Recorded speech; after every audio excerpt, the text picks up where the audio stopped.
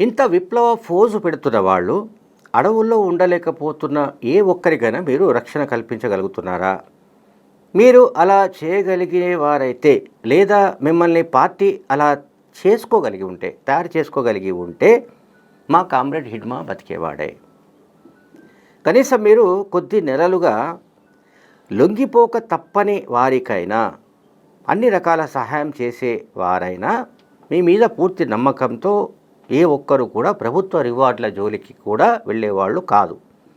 కానీ కడుపులో చల్ల కదలకుండా ప్రభుత్వ ఎంగిలి మెతుకులు తింటారా అని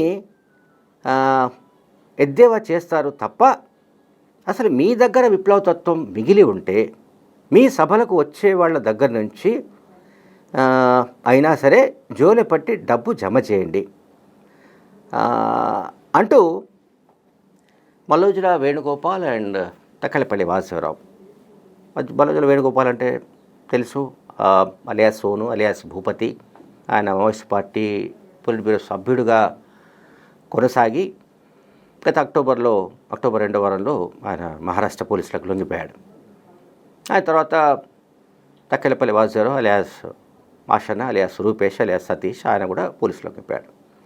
వీళ్ళిద్దరూ ఎవరో ఒకరో లేదా ఇద్దరు కలిసో ఇది రాసి ఉండాలి. ఇది ఆల్మోస్ట్ ఒక 4 పేజీల లేఖ. ఈ 4 పేజీల లేఖ కింద పూర్వ మావోయిస్టులను పెట్టారు. పూర్వ మావోయిస్టులు, సాయుధ పోరాటం విరమణ చేసిన మావోయిస్టులని పెట్టడం వల్ల నాకైతే అనుమానం కలుగుతుంది. ఇంకా పేరు లేకపోవచ్చు. అండ్ రాసిన పద్ధతి కానీ, అందులో అండ్ వాళ్ళు ప్రస్తావించిన అంశాలు కానీ చాలా డెప్త్లో ఉన్నాయి. చాలా మామూలుగా లేవు ఇవి. అంటే వాళ్ళు ఎక్కడి దాకా వెళ్ళారంటే, అంటే ఇదంతా దేని గురించి రాశారు, ఎవరి గురించి రాశారు ఈ 4-5 పేజీలు అంటే,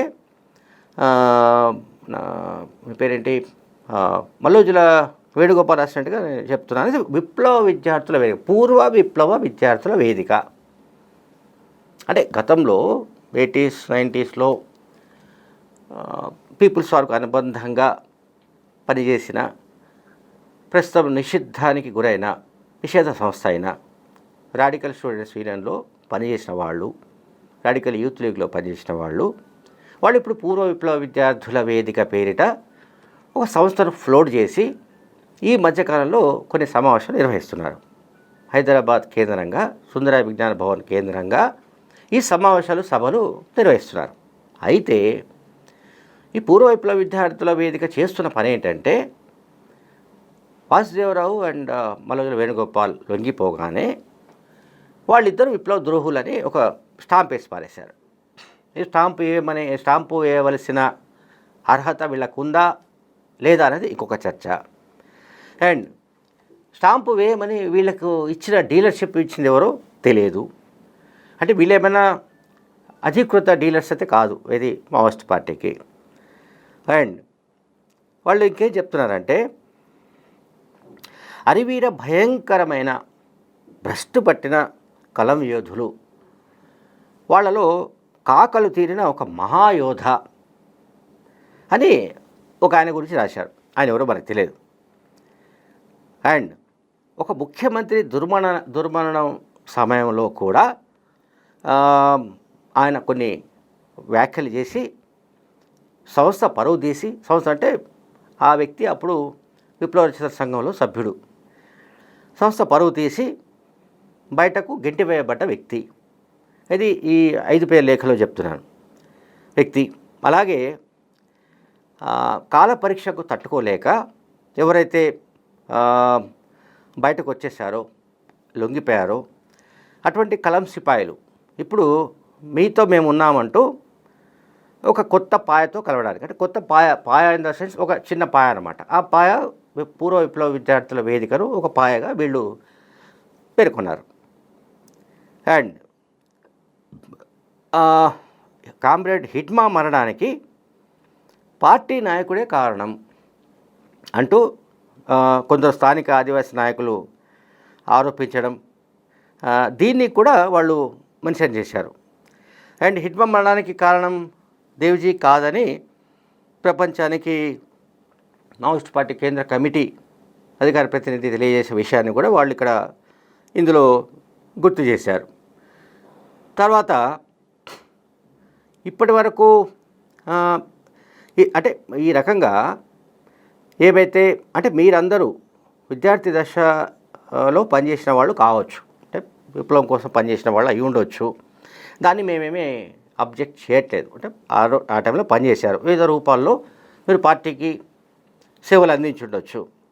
అయితే ఇప్పుడు విశ్రాంత జీవిత దశ ఆసనమయ్యే వరకు అయిన తర్వాత మళ్ళీ విప్లవ కళలతో కొనసాగుదామని కగార్ పేరుతో ఎవరు ఎన్నడూ ఎరగని విధమైన కొత్త రూపంలో విప్లవోద్యమంపై దాడి మొదలైన తర్వాత విప్లవోద్యమం ఓటమి పాలే పరిస్థితుల్లో ఈ రకంగా మీరు ఒక పాయను ఏర్పాటు చేయడం సంతోషమేనని కూడా వాళ్ళు మెన్షన్ చేశారు. అంటే పూర్వ విప్లవ విద్యార్థుల వేదిక ఏర్పాటును మల్లుల వేణు కానీ అండ్ తక్కెలపల్లి వాసుదేవరావు కానీ మరికొంతమంది లొంగిపోయిన అగ్రనాయకులు, సాయుధ పోరాటాన్ని విరమిస్తున్నామని ప్రకటించిన వాళ్ళు, ఆయుధాలు ప్రభుత్వానికి సమర్పించిన వాళ్ళు అబ్జెక్ట్ చేయట్లేదు. కానీ ఆ వేదిక కార్యకలాపాలు, అందులో చేస్తున్న ప్రసంగాలు లేదా బయట రాస్తున్న రచనలు ఇవన్నీ కూడా తమను విప్లవ ద్రోహులని ఎట్లా ముద్ర వేస్తారు? అంటే తాము ఏ పరిస్థితిలో ఉన్నాము, ఏ రకంగా తాము పనిచేస్తున్నాము అనే విషయాన్ని తెలియకుండా మాట్లాడుతున్నట్టుగా వాళ్ళు ఆరోపణలు గుప్పించారు. అట్లాగే ఇంకొకటి కూడా వాళ్ళు ఇంకొక మాట అన్నారు, కొంతమంది కోవట్టులుగా పనిచేస్తున్నారు, వాళ్ళు అట్లా పనిచేయడం వల్ల కూడా ఉద్యమానికి మేలు చేస్తున్నట్లుగా ఒక సెటర్ వేశారు, అవహేళన చేశారు. 22 పేజీల ఒక డ్రాఫ్టును, అంటే పార్టీకి సంబంధించిన అంతర్గత డ్రాఫ్టును అది అంతర్జాలానికి ఎక్కించి, అంటే ఇంటర్నెట్లోకి ఎక్కించి పార్టీ అంతరంగ చర్చలను, సమస్యలను బహిరంగం చేసి కూడా మెయిల్ చేశారని చెప్పారు వాళ్ళు.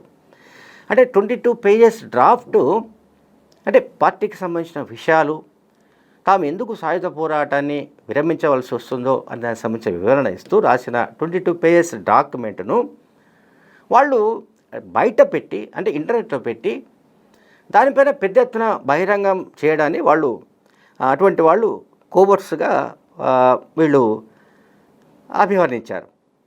అండ్ ఇంకొకటి ఏం చెప్తున్నారంటే, అంటే ఇది నాకైతే స్పష్టంగా ఇది మల్లుల వేణుగోపాల్ అండ్ తక్కెలపల్లి వాసుదేవరావు హస్తం ఉందని అనుకుంటున్నా. అంటే వాళ్ళే రాశారా, ఇక్కడ వాళ్ళు చెప్తే ఇంకెవరైనా రాసి మీడియాకు పంపించారా తెలియదు. బట్ 5 పేజెస్ లెటర్లో చాలా ఆసక్తికరమైన విషయాలను మెన్షన్ చేశారు. మాకు కానీ మా పార్టీ లైన్కు కానీ ప్రశ్నించే హక్కు లేదని ఈ మధ్య ఒక కొత్త అభయ్ పుట్టుకొచ్చాడు. ఆయనకు వంత పాడుతున్న ఈ దండు అంటే ఎవరు, మళ్ళీ కోవర్టులు, దండు అండ్ విప్లవ ద్రోహులని ముద్ర వేసిన వాళ్ళు, వీళ్ళంతా ఒక కేటగిరీ. మేము పార్టీలో ఉండగానే పార్టీ నిబంధనావళి ప్రకారమే మా అభిప్రాయాలను చర్చించామని వీళ్ళకి తెలుసు, ఎవరికి దండుకు తెలుసు. మేము పూర్తిగా లైన్ తప్పని ఎప్పుడూ అనలేదు. కేంద్ర కమిటీ 2024 జూలైలోనే మార్చుకున్న మౌలిక వైరుధ్యాల ప్రకారం ప్రధాన వైరుధ్యాన్ని మార్చుకోవాలని కమిటీ సమావేశాలని మేము చర్చించాము. అయినప్పటికీ మీరు పదే ఉల్లేఖిస్తున్న విషయాలు విచిత్రంగా ఉన్నాయి అని వాళ్ళు చేశారు. అండ్ మీ కళలకు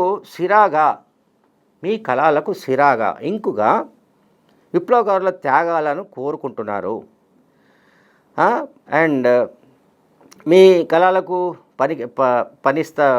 పని కల్పిస్తారా లేదా అంటే ఇది చాలా సీరియస్ మ్యాటర్. ఇది మీ కళలకు సిరాగా విప్లవకారుల త్యాగాలను కోరుకుంటున్నారా అని వాళ్ళు ప్రశ్నించారు.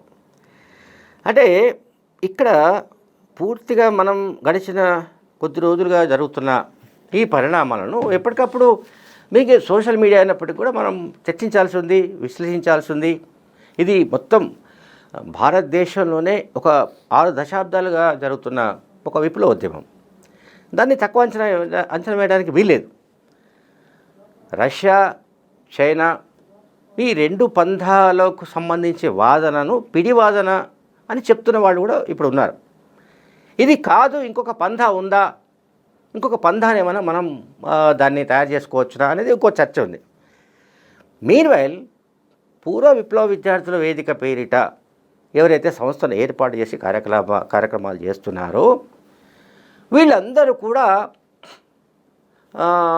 వీళ్ళపైన అంటే లొంగిపోయిన వాళ్ళపైన అండ్ సాయుధ పోరాటం ఇప్పుడు ఈ పరిస్థితిలో ఇది కరెక్ట్ కాదు అని నిర్ణయించుకున్న వాళ్ళు, అటువంటి వాళ్ళపైన పెద్ద ఎత్తున బురద జల్లడం, వీళ్ళు విప్లవానికి ద్రోహం చేశారు, విప్లవ ప్రతిఘాతకులు, లేకుంటే ఉల్కా పతనమైంది, ఈ రకంగా రాస్తున్న వాళ్లను ఈ లేఖలో మల్లూజుల వేణుగోపాల్ అంటే సోను కానీ అండ్ సతీష్ అంటే మళ్ళీ తక్కెలపల్లి వాజురావు కానీ వీళ్ళు పూర్వ మావోయిస్టుల పేరుతో పూర్వ విప్లవ విద్యార్థుల వేదిక కార్యకలాపాలను చీల్చి చెండాడుతున్నట్టుగా కనబడుతోంది.